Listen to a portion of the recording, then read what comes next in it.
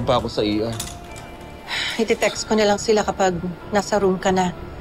Kasama kaya nila si Jessica? Malamang. Okay naman na sila ni Jeff, di ba? Okay na rin sila ni Andrea. Si Colleen na lang.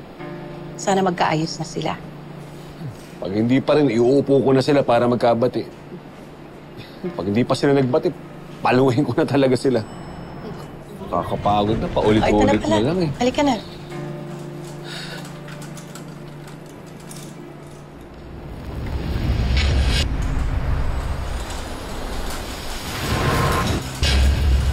Jessica! Jessica, ito. Malapit na yung anak, ha? Sandali lang. Anak. Anak. Anak. Malapit na. Malapit na, anak. Status? Severe maxillofacial trauma po, Doc. Positive siya sa intracranial bleed, positive din sa abdominal hemorrhage, positive sa closed left femoral fracture. GCS11, E324, B2M6. Bali, Doc, basag po yung bungo sa mukha niya kaya hirap po siya magsalita. Ref for emergency X-lab. Yes po. Handa na ba yung dugo? Yes, Doc. Patient is soldiers on duty and neurosurgeon now, ha? Yes po, Doc. Jessica, anak. Andito na si Mami. Nurse Glo, please. Papasukin mo ako. Nurse din ako. Alam ko gagawin ko.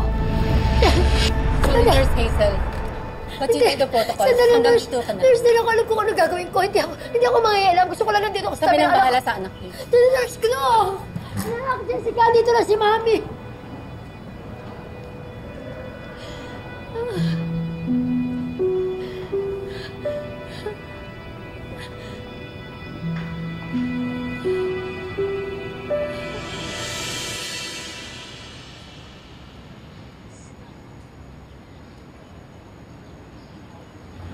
Colleen, na, ready ka na bang i-share kung ano nangyari?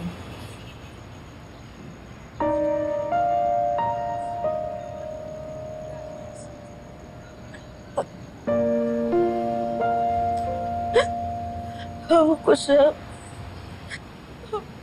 Hawak ko siya.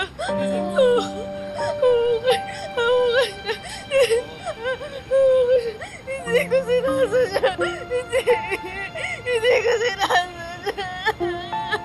Hindi ko sinasa siya.